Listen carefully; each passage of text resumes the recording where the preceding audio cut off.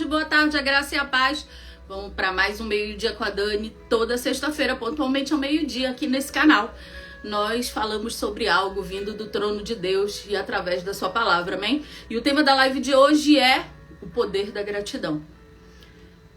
Você tem um coração grato? Eu sei que essa é uma pergunta que às vezes a gente normalmente responde assim, às vezes até de prontidão. Não, eu sou grato, eu sou grata. Mas será mesmo? O tema de hoje é para abrir os nossos olhos, ministrar no nosso coração o quão importante a gratidão é nas nossas vidas. A gratidão, ela tem o poder de mover a mão dos céus sobre nós. Um coração que não consegue agradecer por coisas pequenas é incapaz de receber grandes milagres. Se você não tiver um coração grato pelo dia que iniciou, pela noite que dormiu, pela cama que você tem, pela casa que você mora, você não vai ser grato sobre absolutamente nada. A gratidão, ela transforma quem nós somos. A gratidão me aproxima de Deus e principalmente a gratidão vai abrir as portas dos céus. Isso acontece no mundo espiritual, mas também reverbera sobre o mundo físico. Eu cresci ouvindo meu pai dizendo assim: um coração ingrato mata a afeição. Alguém que não consegue ser grato por pequenas vitórias jamais vai conseguir enxergar grandes. Ou eu sou grato sobre tudo, ou eu sou grato, ou eu não sou grato, perdão, sobre nada. Sabe qual é o problema? A gente quer um milagre completo, mas não consegue agradecer os passos que nos levam a esse milagre. Hoje, quando eu olho para trás, eu percebo que cada uma das dores que eu passei, cada lágrima que eu chorei, houveram um motivo. Havia algo a ser agradecido. Hoje, especificamente, eu quase não publico no Facebook. Na realidade, eu não publico, tá, gente? Às vezes, quando eu publico no Instagram, que eu já não publico muito, cai pra lá pro Facebook. Pra mim, o Facebook, ele é pra eu recordar. Ver as fotos dos meus filhos pequenos, ver uma data importante, uma comemoração. Então, sei lá, 1 ou 2 vezes por semana, eu abro lá o Facebook pra ver se tem alguma lembrança de anos atrás de algo que eu publiquei. Pois bem, hoje foi um dia que eu nunca mais olhei o Facebook, deixa eu ver se tem alguma lembrança. E eu me deparei com uma lembrança de 8 anos atrás. O dia em que eu tirei a minha aliança. E, gente, eu sou boa de escrever, eu fiz um textão. Quase 60 pessoas comentaram. Quase 100 curtiram. Fora aquelas que colocaram assim, eu estou te ligando. Nesse textão eu falava sobre os 15 anos de casamento que eu tinha tido com o Daniel, ou seja, os 15 anos de convivência entre casamento, namoro, noivado, e falava sobre o fim. E ali eu dizia que eu tinha quebrado o último elo que eu tinha com ele. Eu achava isso. E eu trouxe à memória o dia daquele texto, eu o escrevi aos prantos, porque ninguém casa para separar, amém? Nós não casamos dizendo assim, eu vou fazer uma comemoração, eu estou feliz porque eu vou casar. Não, mas daqui a 5 anos eu divorcio. Ninguém casa nesse espírito. Casamos acreditando que seremos felizes e que será eterno. E naquele dia era a personificação de que eu não estava feliz e muito menos que foi eterno.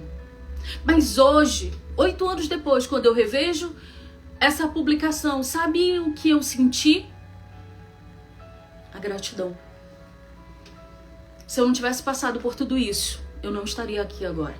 Se eu não tivesse passado por tudo isso, talvez o testemunho daquilo que Deus fez na minha vida, porque o testemunho não é meu, é dele, talvez você não estivesse aqui. Talvez aquilo que aconteceu comigo e com o Daniel, com a nossa casa, com a nossa família, hoje não servisse para você como um farol para o alvo que você quer alcançar. A palavra vai dizer em Tessalonicenses que em tudo devemos dar graça. Mas acima de dar graça sobre tudo, em tudo eu preciso agradecer. O texto base da live de hoje é o livro de Lucas, capítulo 17, versículos do 11 ao 19, e eu vou ler para vocês, onde a palavra de Deus vai dizer assim: a cura de 10 leprosos. E aconteceu que, indo a Jerusalém, passou pelo meio de Samaria e da Galileia. E entrando numa certa aldeia, saiu ao encontro dele 10 homens leprosos. Nos dias de hoje, quando a gente fala sobre lepra, não traz o mesmo medo que havia naquele tempo. Na realidade, há um tempo não tão distante atrás. Na minha cidade, em Belém, havia depósitos de leprosos, casas onde se recebiam essas pessoas doentes e elas eram tiradas da sociedade. Nos dias de hoje, ou melhor, era a lepra naquele tempo e a lepra há 50 anos atrás, é como o início da descoberta da AIDS, onde você não queria tocar na pessoa, você achava que se desse um abraço iria ser contaminado. No caso da lepra, sim, porque ela é altamente contagiosa, mas no caso do HIV, não. Então a lepra naquele tempo era uma sentença de morte. E na lei levítica, você tinha que colocar para fora do convívio social quem estivesse doente. Ou seja, um leproso era alguém totalmente à margem da sociedade. Era alguém que precisava sair gritando pelas ruas, dizendo imundo, imundo, imundo, para que ninguém se aproximasse dele. Você consegue imaginar essa vergonha? Eu tenho certeza que nesse período do deserto que você está vivendo, houveram dias que você se sentiu envergonhado, sim ou não? Envergonhado quando alguém te pergunta, e a tua esposa? Envergonhado quando alguém te pergunta, e o teu marido? Envergonhado quando alguém diz assim pra você, mas logo se via que vocês não dariam certo. Ou envergonhado onde você vê várias famílias reunidas e você está sozinho, sem teu cônjuge, sozinha, sem teu marido. Naquele tempo, um leproso sentia vergonha maior do que essa. Vocês sabem que quando eu me separei do Daniel, eu tinha vergonha de dizer que o nosso casamento tinha fracassado. Eu achava que se eu confirmasse o fracasso, a fracassada era eu. Afinal de contas, eu era 50% dessa aliança.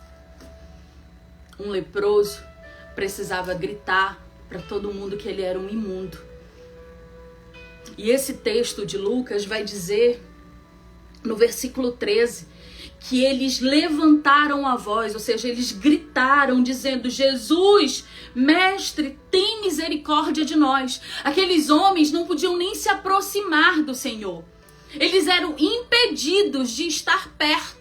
Eles não podiam nem sequer estar no mesmo ambiente. Mas quando eles viram Jesus entrando naquela aldeia samaritana, eles começaram a gritar, Senhor, tem misericórdia de nós. Jesus, olha para nós. Jesus, nos cura. Eles começaram a gritar na tentativa de alguém olhar para eles. Deixa eu te fazer uma pergunta agora. Nesse processo do deserto, quantas vezes você olhou para um lado e para o outro e você diz, eu tô sozinho, eu tô sozinha? Sabe aquela ruma de amigo que você tinha que frequentava a tua casa? Ou que você encontrava, seja para comer alguma coisa, ou beber alguma coisa, ou para estar juntos? E agora parece que não existe quase ninguém ou ninguém. Se você gritar agora, tem alguém que te estenda a mão? Para alguns até tem. Mas se você for contar nos dedos de uma única mão, talvez sobrem muitos dedos. Para alguns vai sobrar todos os dedos. Para outros, sobram 4. Você também está se sentindo só, como aqueles 10 homens também estavam.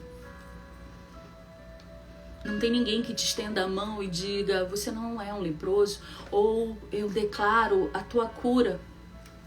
E aqueles homens, conforme descrito no versículo 13 de Lucas 17, gritam, pedem misericórdia.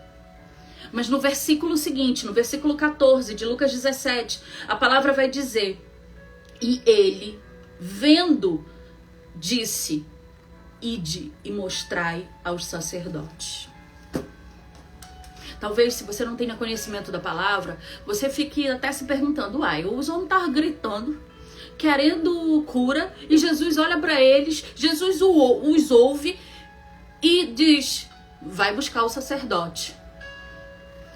Todas as vezes que eu vou ministrar uma palavra e eu vou estudar essa palavra antes, Eu costumo me colocar no lugar desses personagens para tentar sentir a emoção e aquilo que eles pensam. Bora trazer isso para nossa vida, para nossa realidade? Você tem buscado a face do Senhor, você tem orado, você tem jejuado, você tem se consagrado, você tem buscado ter um relacionamento profundo com Ele, você está tentando fazer tudo conforme o script, tudo certinho, você tem pedido perdão para as pessoas que você machucou, você tem perdoado aquelas que te machucaram, então você está tentando caminhar conforme a palavra diz. E o que você espera de tudo isso? Eu e você somos humanos e a gente acredita, bom, se eu fizer tudo certinho, haverá uma recompensa. Sim ou não? Ou você faz tudo isso acreditando que não, eu vou fazer, mas eu não estou esperando nada em troca. Seria leviano da nossa parte e até mentiroso dizer que nós não estamos esperando algo em troca. Estamos. E aqui eu conjugo o verbo sobre o nós porque eu não sou diferente de você. Nesse processo, eu imagino aqueles homens esquecidos à margem da sociedade que precisavam gritar a sua vergonha por onde passavam, dizendo imundo, imundo, imundo, para que ninguém se aproximasse deles. Eles eram repudiados, excluídos, evitados, esquecidos. E aí eles ouvem falar de Jesus. Lembrando, Jesus está atravessando a Samaria rumo a Jerusalém, está próxima à crucificação e Jesus sabia o que ia acontecer. Naquele momento, Jesus estava caminhando como um cordeiro, obediente e calado para o seu fim, o abate. Mas mesmo com medo, porque Jesus não veio como Deus, mas veio como homem e um homem que não pecou, ele para e ouve o clamor daqueles 10 homens. Que dizem, eu sou imundo, mas mestre, tem misericórdia de mim. Eu não posso me aproximar, mas olha para mim e me cura. Aqueles homens deviam estar dizendo, Senhor, me cura, me cura. Tira essa lepra do meu corpo para que eu possa de novo viver em sociedade. E pare de gritar que eu sou um imundo. Mas ao invés de ouvirem de Jesus, estás curado, eles ouvem, vai procurar o sacerdote. Eu imagino que quando aqueles homens ouviram, vai procurar o sacerdote, eles tenham parado para pensar, ué, mas ele não cura? Por que eu tenho que procurar o sacerdote? Se eu tô gritando por ele, se eu tô pedindo ajuda dele, se eu tô clamando pelo milagre dele, por que ele tá dizendo para mim, vai procurar o sacerdote? Eu sou tão imundo e tão impuro que ele é incapaz de me curar. Ou melhor, eu sou tão imundo e tão impuro que ele não quer me curar. Bora falar uma realidade aqui? Quantas vezes você se pegou pensando, mas será se Deus quer minha família mesmo? Será se meu casamento é propósito? Será se essa aliança é de Deus? Porque eu tô orando, eu tô clamando, eu tô chamando a atenção dele, mas eu não vejo mudar. E aí chega um momento que o Senhor te olha e no lugar dele dizer pra você, o milagre aconteceu, eu te concedo o teu milagre. Ele olha pra você e diz, procura o sacerdote. Gente, eu confesso que eu tentei ir para o lugar desses homens e eu fiquei pensando, rapaz, se Jesus me olha e me diz, manda procurar o sacerdote, eu vou dizer, rapaz, ele não vai me curar não. Não adianta eu gritar por ele, porque ele tá mandando eu procurar uma terceira pessoa. Se ele, que tudo pode fazer, não fez, o que eu vou fazer? E possivelmente, muitos de nós, e aqui eu estou de novo, nós porque eu não sou diferente de vocês, paramos e pensamos e dizemos, vou desistir, não vale a pena.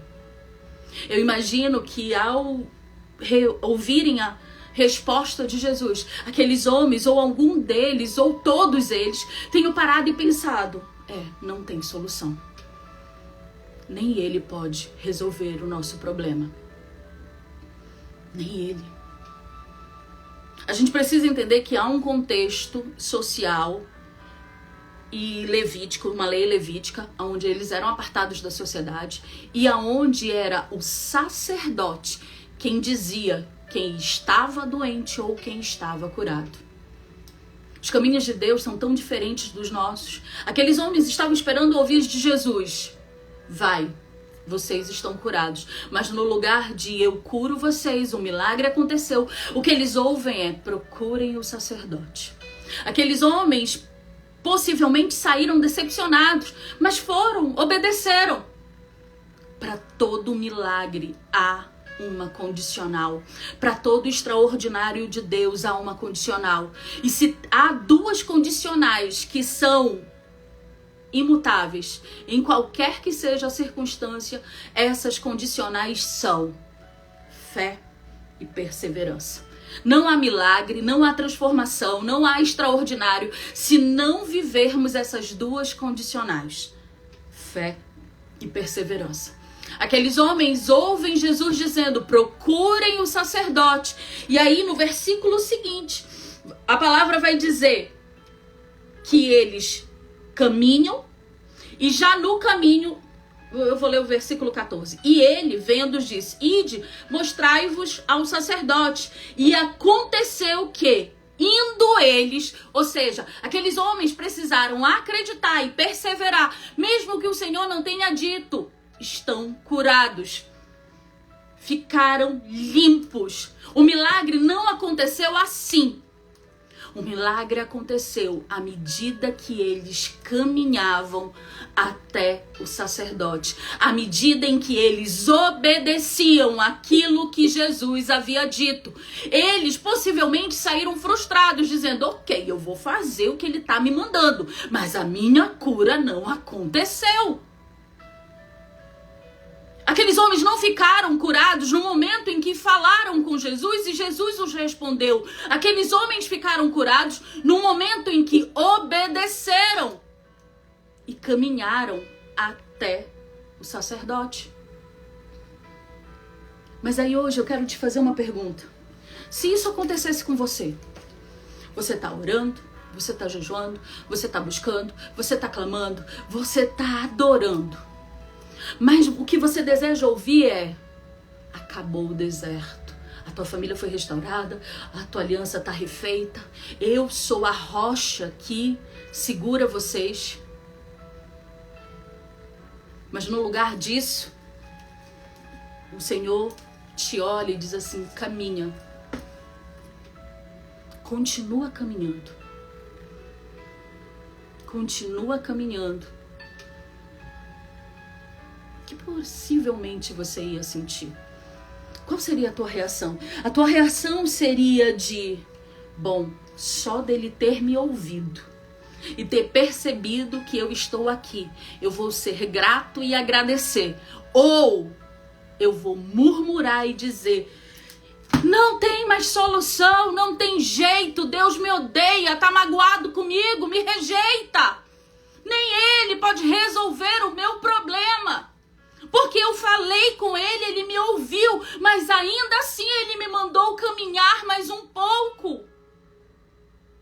Deus esqueceu de mim. Eu estou mentindo? A resposta é não. Eu não estou mentindo. Porque quando eu me coloquei do outro lado, como se eu fosse um daqueles 10 homens, eu imaginei que eu teria as minhas expectativas frustradas se eu não ouvisse de imediato de Jesus: está curado. Quantas vezes a gente está clamando por um milagre e parece que esse milagre não está acontecendo e a gente pensa: deixa isso quieto. Ou a gente faz pior, começa a reclamar, a murmurar, a maldizer, a se amaldiçoar. Todas as vezes, meu irmão, minha irmã, que você diz assim: é impossível, você está sendo ingrato. Porque eu tenho certeza que, assim como eu, você já viveu muitos impossíveis. E ainda assim, para essa nova circunstância, para essa nova adversidade, para esse novo problema, você está dizendo: aquele que fez o impossível no passado, no presente e no futuro, não faz mais. Você está sendo grato?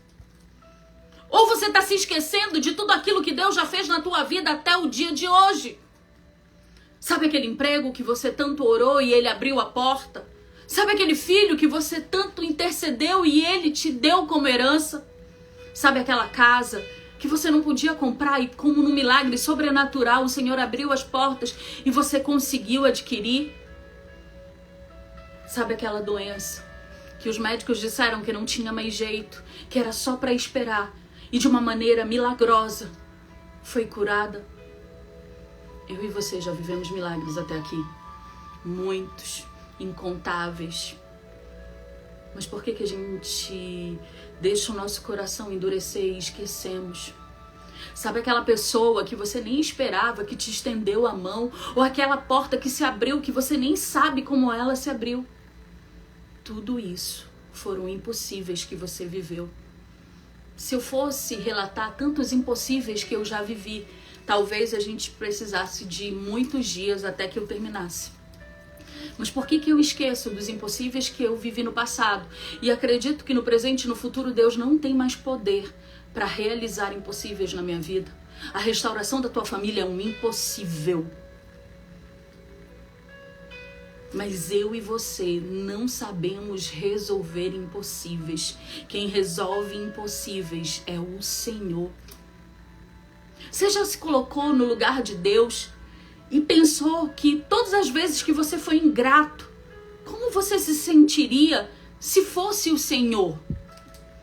Todas as vezes que você acordou como um bicho que nem sequer deu bom dia para Jesus, ou agradeceu pela cama que tem e o teto que te cobre.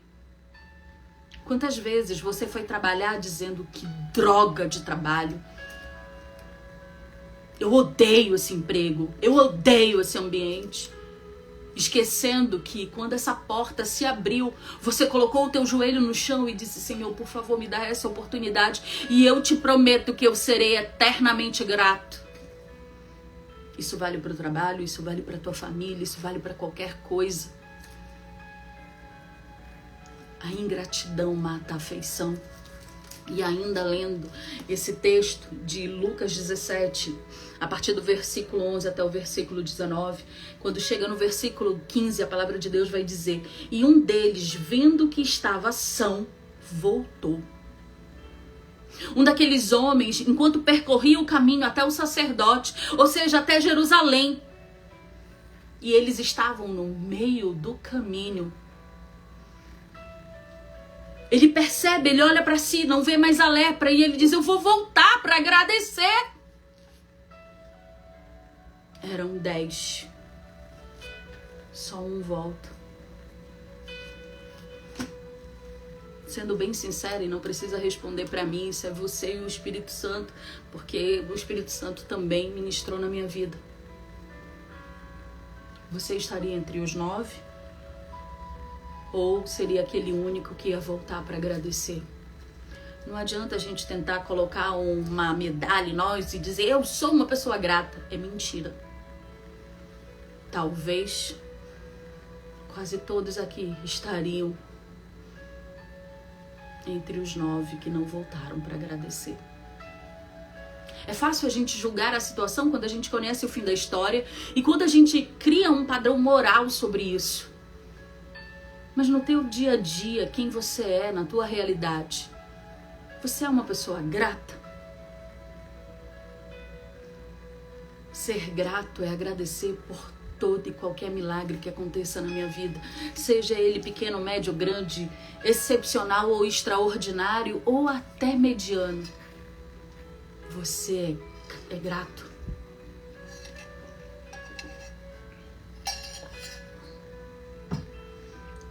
Você não é grato quando você esquece os milagres que já viveu.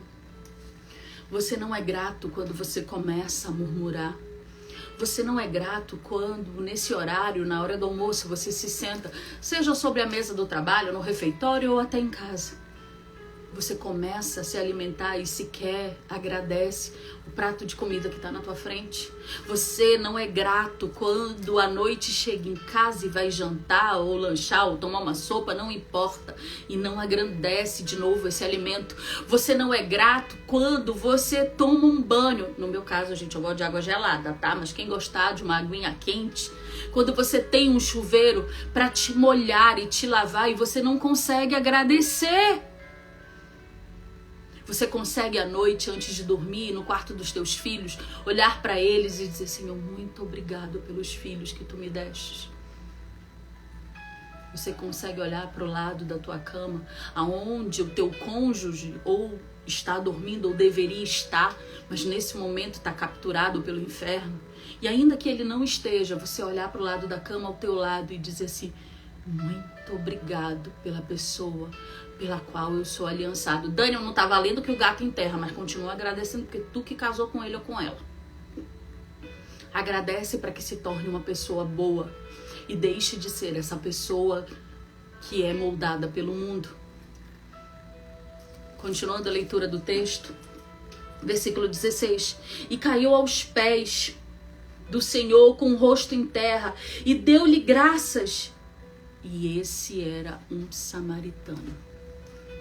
Para quem não sabe, samaritanos eram opositores dos judeus. Era um povo que não se dava com os judeus. Os judeus não gostavam dele, eles não gostavam dos judeus. Mas aqui o texto deixa entender, Lucas deixa entender que daqueles 10 homens, só um era estrangeiro. Só um não era da linhagem hebraica, só um não era aquele povo eleito. O povo eleito nem voltou. E o estrangeiro rejeitado, aquele que era considerado um ser humano de segunda categoria, esse voltou, se prostrou aos pés do Senhor, o adorou e o agradeceu. Quando a gente aprende a dar graça por tudo, até por aquilo que parece uma desgraça, entendendo que essa adversidade está nos moldando e nos transformando, ali a gente entendeu o real significado do poder da gratidão e de como nós, como cristãos, devemos nos comportar. Seguindo a leitura, versículo 17, respondeu Jesus dizendo: não foram 10 os que foram limpos? E onde estão os 9? Será se em algum momento da nossa vida, ou até mesmo agora, eu e você estamos no pelotão dos 9 que nunca voltam para agradecer sobre absolutamente nada? Vivemos como se a vida não fosse um grande milagre, e ela é. Bora falar biologicamente? Eu e você já somos um milagre. Por que eu e você já somos um milagre? Primeiro, que dentre todos os espermatozoides que o nosso pai depositou na nossa mãe, o nosso foi o que venceu. E são milhares de milhares de milhares. Segundo, ainda que por debaixo de muita dor, de circunstâncias adversas, eu e você, nesse exato momento, nessa sexta-feira, dia 8 de dezembro de 2023, ao 12h28, estamos aqui, vivos e respirando. Esse é o maior milagre de todos. A vida, ela é vivida enxergando nela milagres todos os dias. E aquele homem se jogou aos pés do Senhor e o Senhor disse: mas eram 10, só veio um? Não houve mais quem voltasse a dar glória a Deus, senão esse estrangeiro? Em seguida ele disse: levanta e vai. Foi a tua fé que te salvou. Hoje eu queria que essa palavra gerasse em você um tempo de reflexão, onde você vai parar para pensar o quanto você tem sido grato. Sabe, coisas que a gente reclama e devia agradecer? Dentro do nosso cotidiano, que parecem tão banais e usuais que a gente nem se apercebe delas. A primeira: quem aqui gosta de ver uma pia cheia de louça suja? Gente, eu tenho um ódio de olhar a minha cozinha desarrumada e suja.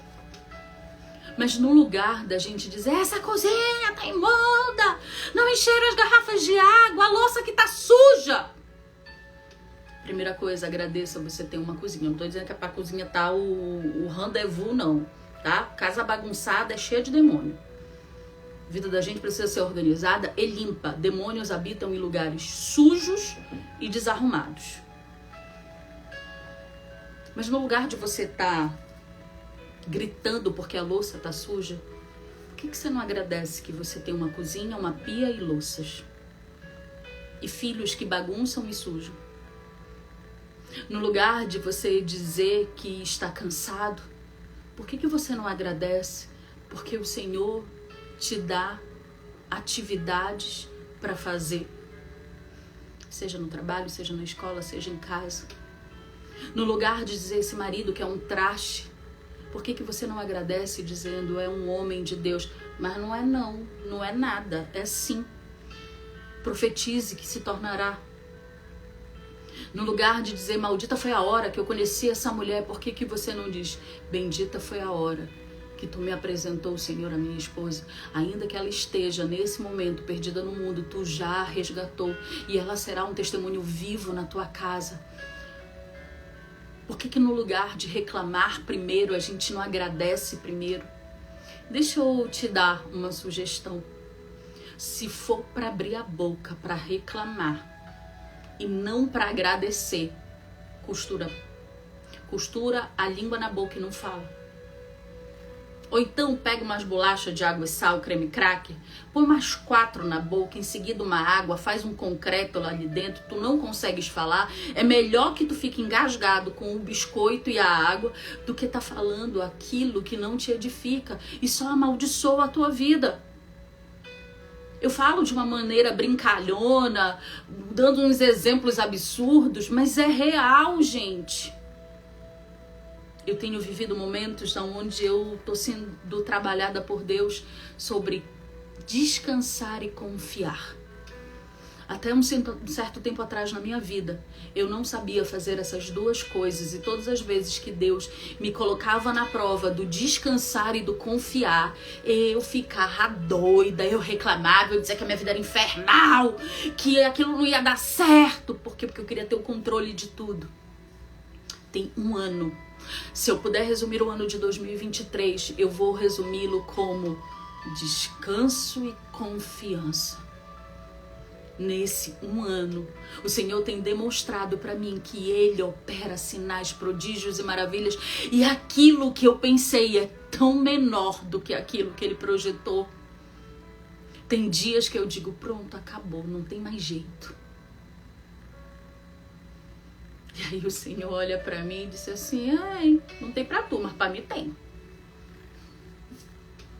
E eu sou surpreendida pela provisão dele. E eu sou surpreendida pelo agir extraordinário dele. Mas para que eu começasse a viver isso tudo, eu precisei aprender a ter um coração grato. Ontem no Dons, antes da gente finalizar essa live, eu quero no final fazer uma oração com você, abençoando o teu final de semana e a semana que daqui a pouquinho está começando novamente. Eu estava dividindo com o pessoal do Dons ontem à noite. Esse ano o meu pai proporcionou pagar a escola do Emanuel. E aí ontem não, dia 5. Ele me mandou o dinheiro de Belém, eu fui lá, paguei a escola, e era a última parcela do ano, mês de dezembro, e em seguida eu chamei o Emanuel e disse assim, ligue agora pro seu avô e pra sua avó para agradecer. E aí o Emanuel passou a mão no telefone, ligou pros meus pais, e foi perceptível pela voz do meu pai e da minha mãe, o quão eles se sentiram felizes pelo gesto do Emanuel. Eu não combinei com o Emanuel nada, eu só disse, vá agradecer os seus avós. E de uma maneira extraordinária e cheio da presença de Deus, o nosso filho disse assim para o meu pai e para minha mãe, vovó, eu quero agradecer, porque esse ano o Senhor abençoou a vida de vocês e vocês abençoaram a minha vida para que eu pudesse estudar numa boa escola. Muito obrigado. E o meu pai estava dirigindo, e a minha mãe colocou no viva voz. E na hora eu senti a voz do meu pai embargar. Meu pai já é um idoso de 74 anos, gente, que dirige 20 quilômetros 4 vezes no dia. E o meu pai, mesmo dirigindo, a minha mãe no viva voz, no celular, eu senti a voz do meu pai embargar e ele dizer, meu filho, o vovô fez de todo o coração. E o Emanuel disse, eu sei, vô.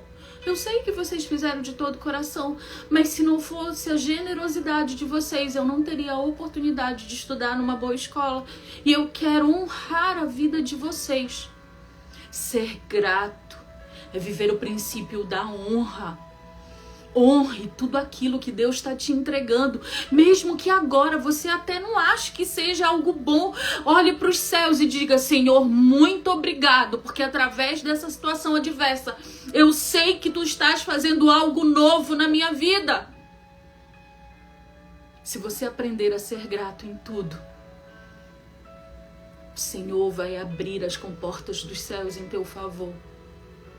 E antes da gente terminar, eu quero fazer uma pequena oração, dizendo: Senhor, eu te agradeço, Pai, pela oportunidade de dividir essa palavra com os meus irmãos. Aquilo que tu ministrou no meu coração, que possa ter sido transmitido para cada um deles como o teu rema.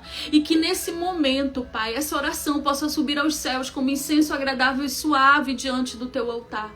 Senhor, concede a mim e a eles um final de semana tranquilo, próspero, mas cheio da tua presença. E traz sobre mim e sobre eles um coração tão grato, que a gente consiga perceber as tuas mãos em cada pequeno detalhe, seja no chuveiro que nos lava, na cama que recebe a nossa noite, ou no prato de comida que vem da tua provisão. Senhor, nós te agradecemos, bendizemos pelo teu nome. E pelo nome de Jesus, concede a cada um de nós um coração grato. Amém. Gente, uma boa tarde.